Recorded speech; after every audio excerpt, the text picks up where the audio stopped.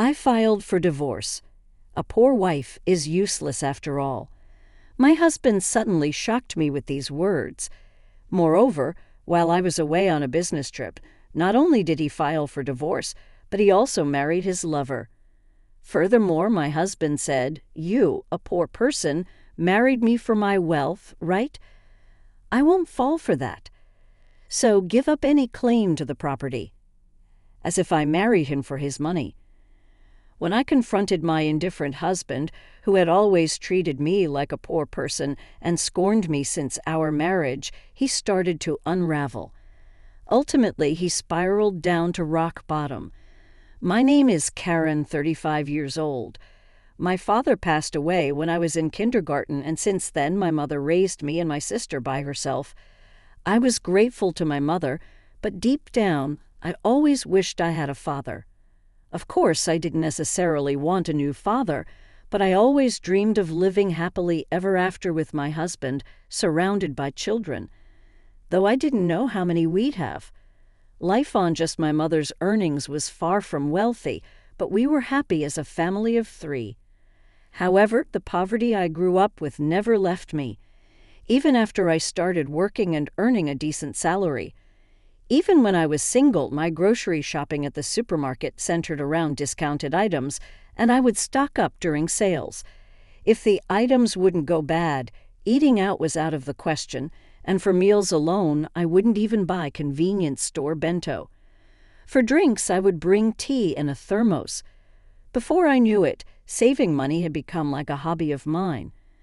I married my husband, John, 4 years ago. We met through an acquaintance and hit it off.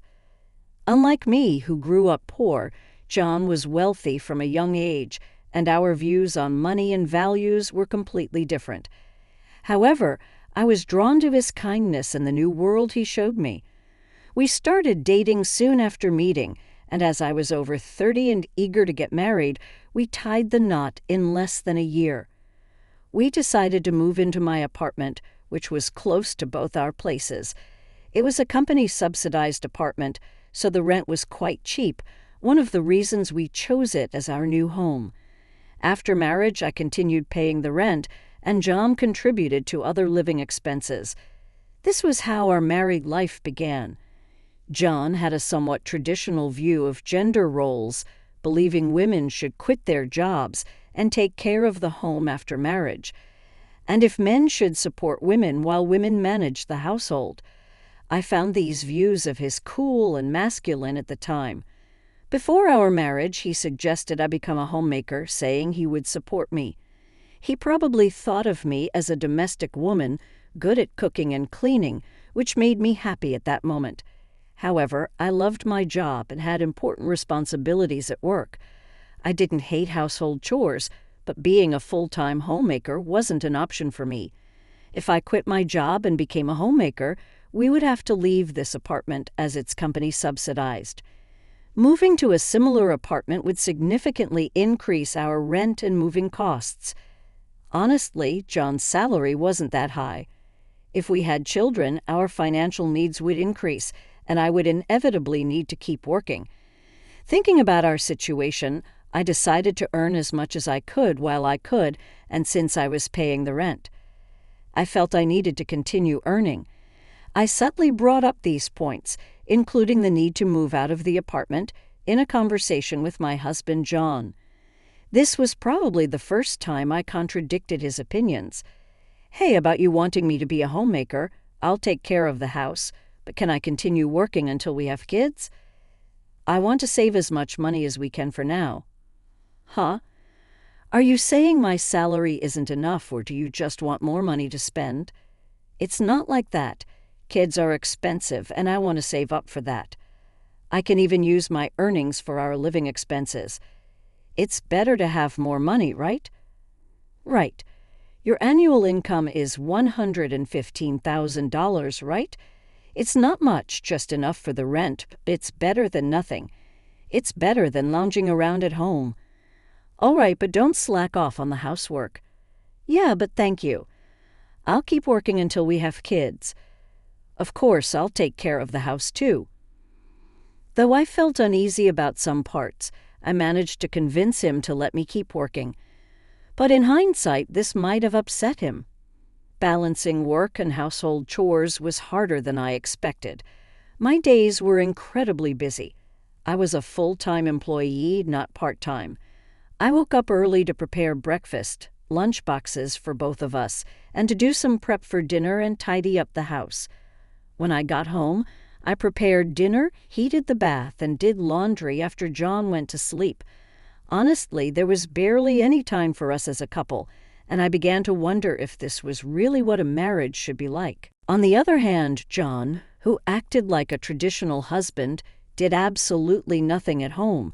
He must have seen how busy I was with household chores, but he would just eat dinner, drink beer, and relax when he got home. He'd bathe alone as soon as it was ready, then go to his room.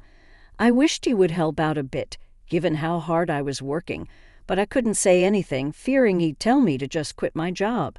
Despite his lack of help at home, I naively hoped he would change once we had kids. However, our relationship had grown distant, making the prospect of having children unlikely. I decided to discuss it with John. "Hey, we should start thinking about having kids, right?" "Huh? Kids? You're quite energetic, considering you're tired from work and chores." "It's not about that. I want to have children. We haven't been married that long. Isn't it too early for kids?" "Maybe for you, but I'm already over 30. Women have a limited time to have children. It's getting harder to conceive as I get older. It's almost too late. Then we don't need kids. If we have one, you'll expect me to help, right? You know I'm busy with work. I won't help with child rearing." "What? Declaring you won't help with child rearing even before they're born is strange, isn't it? I plan to raise them alone, but shouldn't you at least have the intention to help? It's your child, too." "Child rearing is your job. I'm working to support the family, so I definitely won't help with the kids. You'll just complain that I don't help and that you're doing it alone, making me the bad guy. You must have been indoctrinated with poverty and lots of kids since birth. We're not poor. We don't need kids." End of discussion. John abruptly ended the conversation and went to his room. Standing alone in the living room, I was overwhelmed by tears. Not only was my wish for children rejected, but also my upbringing was mocked. Following this incident, our relationship deteriorated rapidly, and we hardly spoke anymore. There were no children and barely any communication. Maybe it was time to consider divorce. Yet, a faint image of my once kind husband lingered in my mind, making me wish we could return to the happy couple we used to be. Since then, I tirelessly juggled work and home responsibilities. I was incredibly busy with various tasks. Eventually, I took on a significant project at work, which meant more business trips and further distance from John. One day, as usual, I told him about an upcoming business trip, but his reaction was unlike any other time. "I'll be away on a business trip for about 10 days from tomorrow. Please take care." "Another trip? You're always working hard. Take care, even though you must be tired." He was unexpectedly kind, unlike his usual mocking self. He even said with a smile, "Wait for a big surprise when you get back." I had given up on him and was resolved to a decision internally. However, his smile shook my resolve. Our wedding anniversary was approaching, and I thought maybe he had a surprise for that. Despite everything, I hoped he might have changed his heart. I even considered rethinking my stance if he had truly changed. However, my faint hope was shattered by a major incident when I returned home 10 days later. I faced the first surprise. The front door wouldn't open. The key didn't fit. As I struggled, John spoke from inside. "Karen, right? Surprised. This is the first surprise. I changed the locks so your key won't work anymore." "What do you mean? Why doesn't my key work to open the door? Why would I let a stranger into my house?" "I changed the locks. And for your information, we're divorced. That's the second surprise. A poor wife is useless." "Divorce? I never signed any papers. How could you even do this?" I just forged your signature. I submitted it with a friend's name as a witness. So you're a stranger now. Got it. Now understood. Then we need to discuss property division, right? Right? Property division. I have a document for you to sign. I'll let you in this one last time. John finally opened the door. Inside, there was a document for me to sign, waiving my rights to property division. I thought you'd say, give me property division if you want a divorce.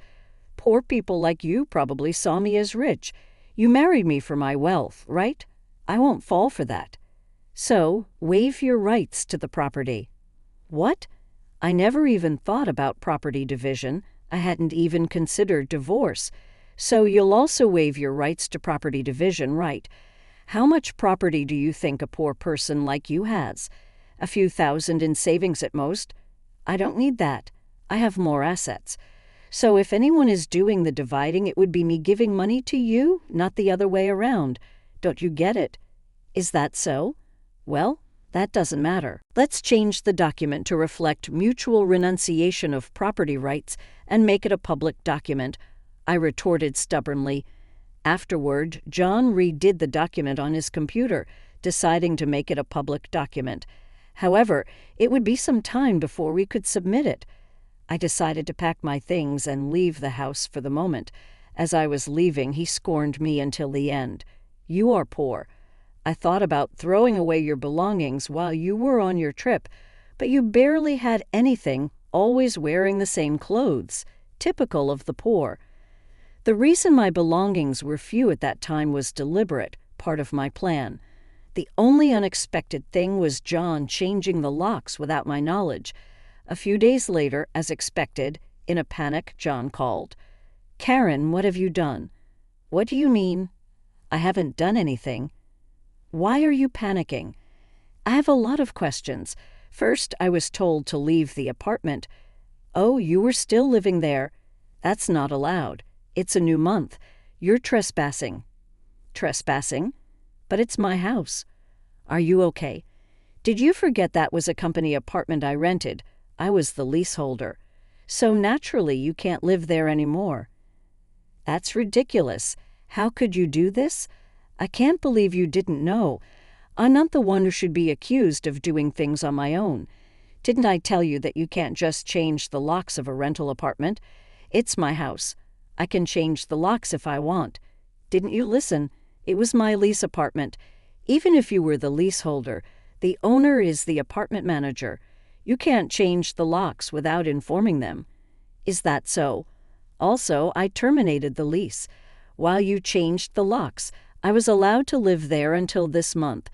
I was planning to return, but now you've unlawfully altered someone else's property, which could be criminal damage.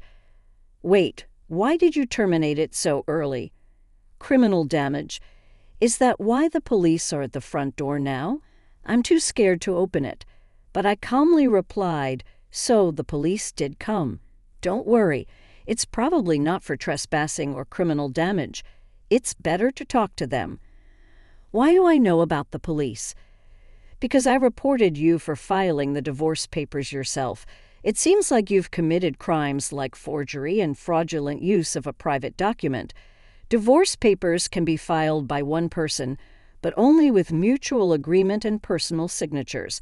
Since John forged my signature and the witness, it's obvious that it's a crime. But he seemed unaware of his guilt. I continued pressing further. So the divorce papers you submitted are invalid, and your marriage with Susan can't happen either. How do you know about Susan? Did you think I knew nothing? I had a private detective agency thoroughly investigate your affair with Susan. It was a busy time at work, and coordinating with the agency was tough.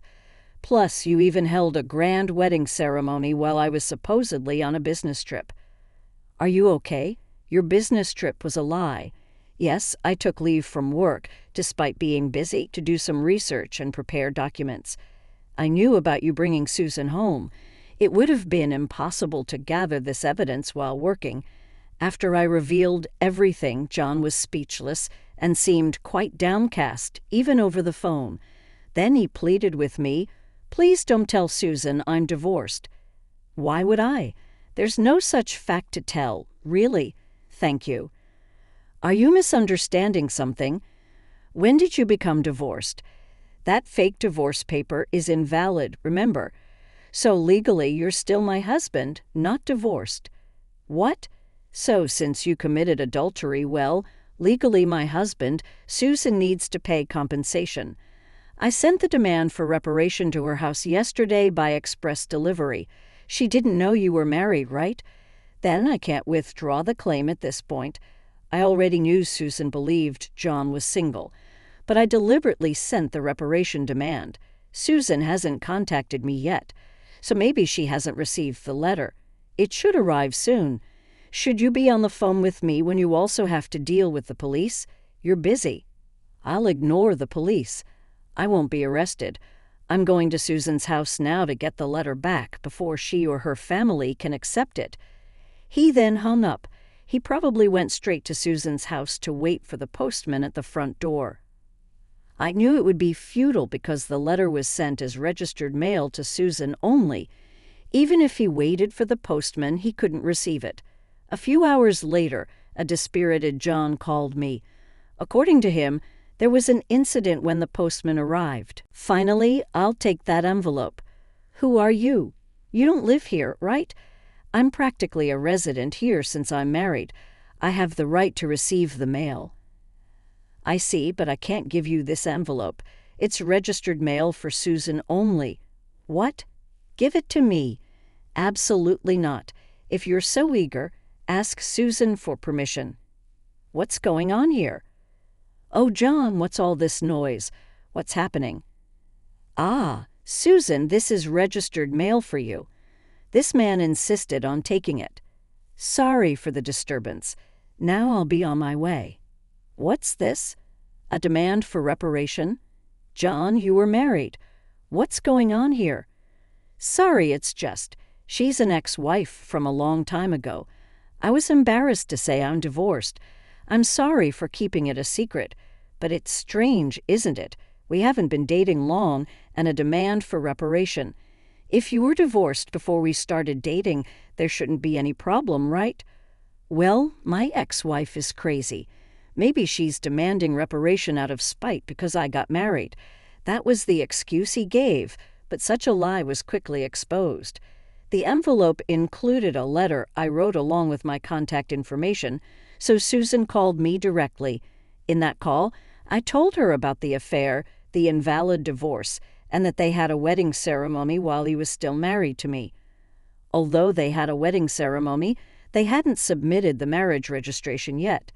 John wanted to submit it on a good day, so it was still pending. He probably delayed submitting the marriage registration due to uncertainty about whether the divorce was finalized. After being exposed, John fled from Susan's house and shamelessly contacted me again. I still had something to tell him, so we agreed to meet at a nearby cafe. As soon as I arrived, John said, "Karen, please withdraw the reparation claim. Let's pretend we've been separated for a long time and officially divorced. Now I can apologize to Susan for being secretly divorced and maybe cover it up. You think I'm desperate to stay married to you. I was going to file for divorce anyway. But since you cheated, you'll pay reparation. Just trying to extort money from me, huh? Typical of the poor. You have such a poor heart. You're talking nonsense. Depending on my answer, everything can change. There's still an option where we don't divorce. If I say no, you can't reject it, meaning you can't marry Susan, and your marital status will be exposed. Fine, I'll pay the reparation. Just divorce me now. Sign here. Then about property division. How much more do you want to take from me? Reparation should be enough. Remember we agreed to waive property division, right? So let's make it official. All right, you're not as bad as I thought. Thank you. We then went to a public notary, made a public document for reparation and property division, and then to the city hall to submit the divorce papers, finalizing our divorce relieved. I exchanged final words with John. Glad we don't have to divide property. What are you saying? I'm the one who benefits from that. By the way, do you even have assets after paying me reparation? Susan will also claim damages. She mentioned charging you for the wedding expenses. That's impossible. I'm marrying Susan. She can't claim that. We're divorced now, so there should be no problem. Still living in a fantasy. You committed marriage fraud. You had a wedding while still married.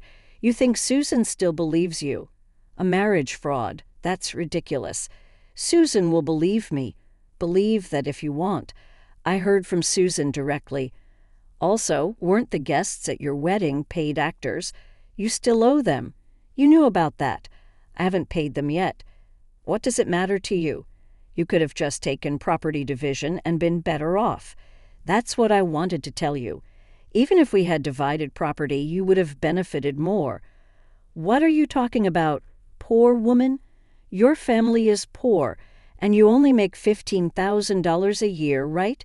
Even if you got a raise, it would be barely $20,000. You don't have any property. You keep calling me poor, so I thought you might be mistaken. Yes, my salary is indeed $15,000, but you know I work for a foreign company, right? It seems you have no interest in me. But I became a director of the American branch. It's not $115,000 per year, but per month. $155,000 per month. So that's an annual income of $1.8 million. You're still bad with numbers. How do you manage to keep a job? It's $180,000 a year. $180,000? That can't be true. Of course, I haven't had the chance to spend such an amount, so I've been saving it for the future. The savings from before our marriage aren't part of the property division, but there's still a considerable amount since our marriage, so I could have received half of that in the property division. You were my destiny after all. I'll get the divorce papers corrected. Are you okay? After all the contempt, you think I'd gladly undo the divorce. If you have that much money, you don't need to claim reparation, right? It's just a small amount for you. He who laughs at 1 cent will weep for 1 cent. This reparation is for the mental anguish you caused me. I'd like to claim more honestly, and since we've made it official, make sure to pay it, even in installments. I'll be penniless. Also, don't go back to that apartment. Your belongings should have been moved to your parents' house by now. You thought I had few belongings, but that was because I had already moved. Most of them were you that indifferent to me. I can't have so little, so I have to go back to my parents' house. They don't know anything yet, do they? Let me explain. Don't say anything. I've already told them everything. It's only right to explain why we're divorcing. Oh, and your father said don't ever step over our threshold again, so I have nowhere to go. He collapsed and I left the cafe. Later, I heard he caused trouble at the police station. Despite my advice, he went back to the apartment. He sat there aimlessly in the empty apartment until the manager called the police, and he was taken away.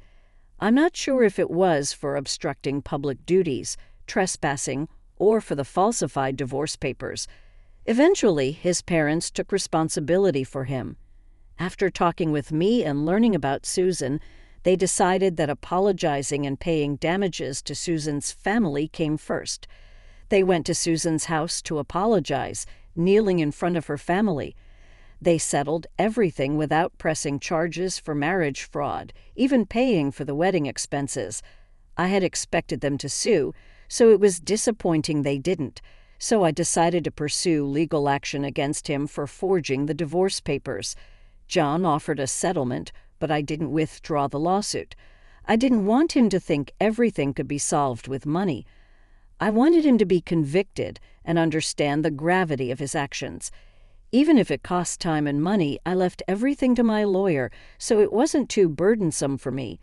Even though it took time, J.N. exposed for his actions, and the marriage fraud at his company couldn't stay there anymore.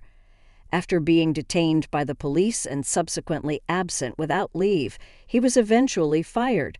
He ended up living at his parents' home, working all day at a relative's construction company. His father took all his earnings, leaving him with no income. I thought his parents wouldn't abandon him, but they were stricter than I expected. They paid my reparation and Susan's compensation, planning to make him work like a horse until he repaid everything. He lived in a shed-like place with no electricity, receiving only $5 per day for food, deducted from his salary. They planned to disown and kick him out once he's repaid everything. A harsh fate after years of hard work.